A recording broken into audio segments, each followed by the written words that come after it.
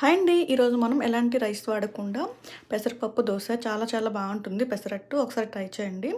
ముందుగా నానబెట్టుకున్న పెసరపప్పుని నైట్ నానబెట్టేసుకోండి. వాటిని మార్నింగ్ మంచిగా క్లీన్ చేసుకున్నాక పక్కన పెట్టేసుకోండి. తర్వాత ఒక మిక్సీ జార్లో పెసరపప్పు, అలాగే 3 పచ్చిమిర్చి, కొంచెం అల్లం, అలాగే సాల్ట్, కొంచెం వాటర్, జీలకర్ర వేసి మెత్తని పేస్ట్ లాగా మిక్సీ పట్టేసుకోండి.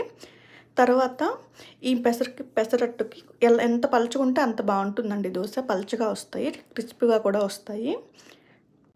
పిండి రెడీ చేసుకొని పక్కన పెట్టేసుకోండి. తర్వాత దోశ కోసం ప్యాన్ తీసుకొని ప్యాన్ మీద కొంచెం ఆయిల్ వేసి ఒకసారి స్ప్రెడ్ చేసుకున్నాక ఒక గరిట పిండి తీసుకొని దోశలాగా వేసేసుకోండి. దానిపైన కొంచెం ఆనియన్స్ అలాగే కొంచెం ఆయిల్ వేసి బాగా క్రిస్పీగా ఎర్రగా కాల్చుకొని సర్వ్ చేసుకుంటే చాలా సింపుల్గా అయిపోతుంది. తర్వాత ఇంకొక దేశం మీద కొబ్బరి కారం వేసుకొని సర్వ్ చేసుకుంటే చాలా సింపుల్గా అయిపోతుంది.